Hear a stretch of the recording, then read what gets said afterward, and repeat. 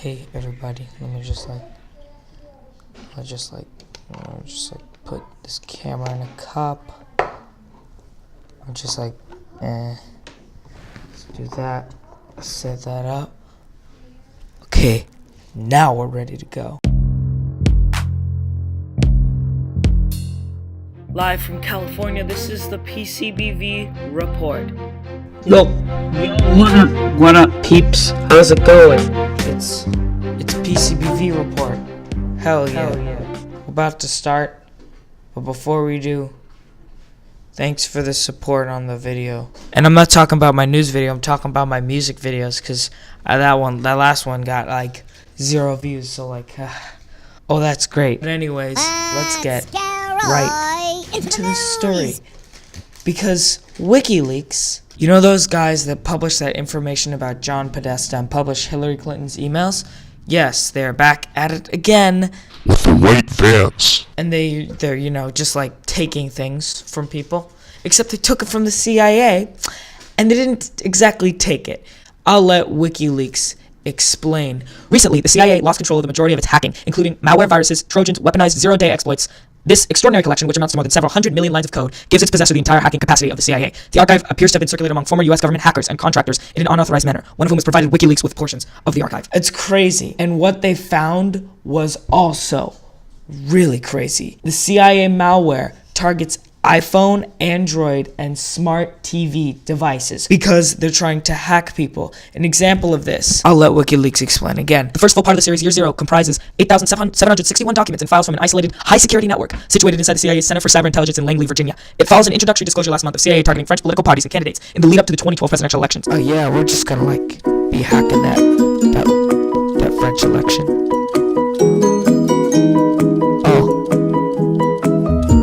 So the CIA, you know, they haven't really gotten anything for this because people don't consider WikiLeaks to be trustworthy because of the whole Hillary Clinton thing. They kind of got what was coming to them.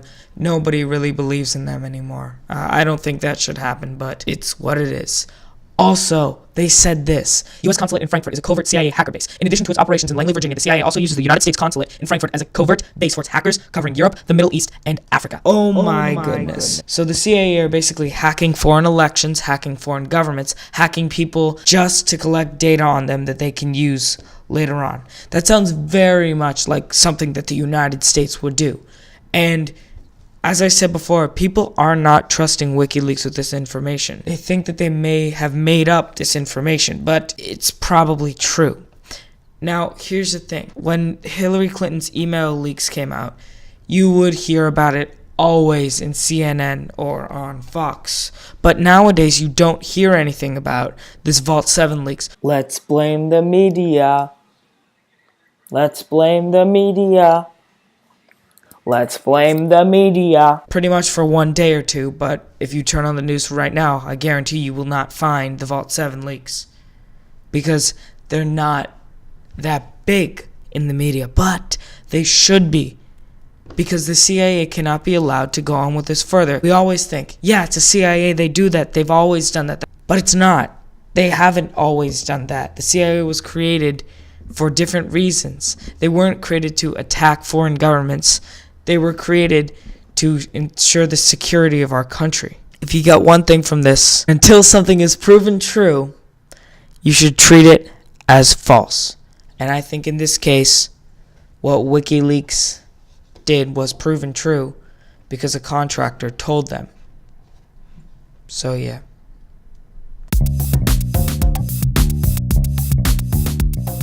World News. So as you can see behind me, I have here's Johnny. Here's Johnny. Look at this clip.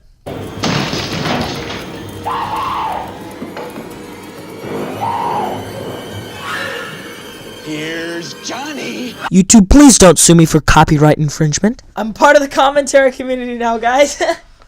Please accept. Guys, our next story today involves a train and an axe and a man that wants to kill people on a train using an axe.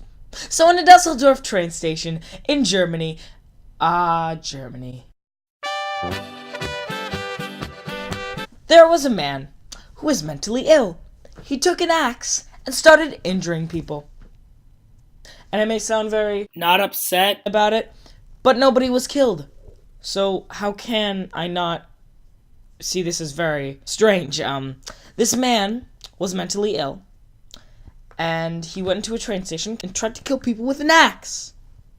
He was apprehended after trying to jump off a bridge to escape. Terrorism was immediately suspected, but then there wasn't no terrorist. He wasn't a terrorist. He was a German citizen that was mentally ill. Now, this leaves something up to debate. Why do we let people get axes? Like, come on, mate. You don't get an axe just to go and kill people. Why would you ever let somebody have an axe? The only bad things can come out of that. They can chop off their hand. They can chop down a tree. They can kill people in a Dusseldorf train station. If there's anything to take out of this, if you have an axe, and if you are suffering through mental problems, don't go to a train station and try to kill people with the axe. Oh my god. Just stop killing people already, okay? Stop, please.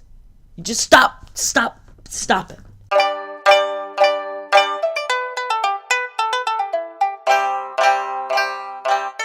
Politics. Our next story today is about the South Korean president. Oh my goodness. That South Korean president's like...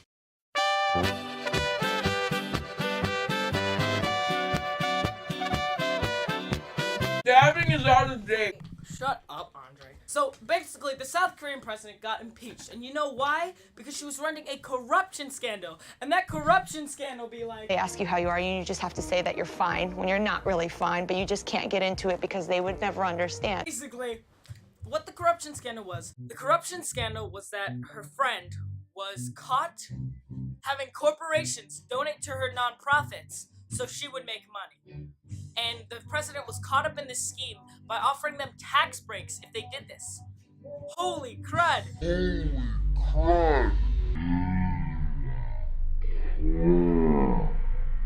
Guess what? She got impeached. And the South Korean people were cheering in the streets, but then some pro-park guys were like, I hate this. And 2 of them died. The police be like... So yeah, I mean, it was crazy. But... So it's the prime minister is going to take control, and she already has. And so there's been a lot of controversy, and the new president said there's nothing to worry about. But President Park has not vacated, and it seems very unlikely that she's going to abdicate power. Keep in mind, she was the first woman president of South Korea as well. It seems that women presidents always get caught up in corruption scandals more than men, and it's not because they're more corrupt. It's more like people are always working to bring them down. I wonder why. Women presidents be like...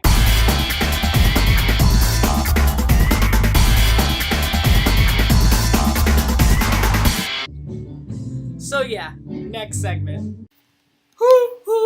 Russian news! Time for some Trump alt-right stuff!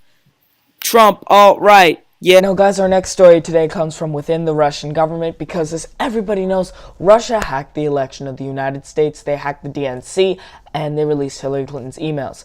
And somebody who was very instrumental in this was the hacker Guccifer 2.0. And one of Trump's old campaign advisors, Roger Stone, has had meetings with him. On Twitter, he DM'd with Guccifer 2.0. This is what Roger Stone had to say. So perfunctory, brief, and banal. Now, Roger Stone, if you're trying to, confuse me, no. You're not going to do that, son. Roasted! I'm a big boy. I'm gonna look it up, and you're gonna eat your words. Perfunctory. So, it was carried out with minimum effort, short, and boring. Sounds kind of like Trump's campaign. So, yeah. Roger Stone's trying to confuse the media with big words, and it's not working because everyone in the media is smart and they know what you're saying, Roger. So this just gives a bigger problem. Why did Trump talk to the Russians? What did they have to do with the election? We know they hacked the DNC, but what was their motive? Why didn't they like Hillary Clinton? Was she going to be too tough? How did they know she was going to be too tough? Did they start the rumors of Pizzagate? Did they start the whole she's going to start World War III thing? I don't know, but what I do know is this. Vladimir Putin and Trump are best bros. They're like the best of friends. So like, yeah. Thanks guys for watching the PCBV report. This has been a great news day. I'm kidding. There've been like 4 stories. There's normally like 10. But yeah, I didn't talk about Trump care because like no one cares anymore. Hashtag repeal and replace Obamacare. And yeah, PCBV out. How do I know what's gonna be right or wrong today? What phrase can I say? How's it going? How's it going? How you doing? I'll say what their righteous power. I will make your troubles float away.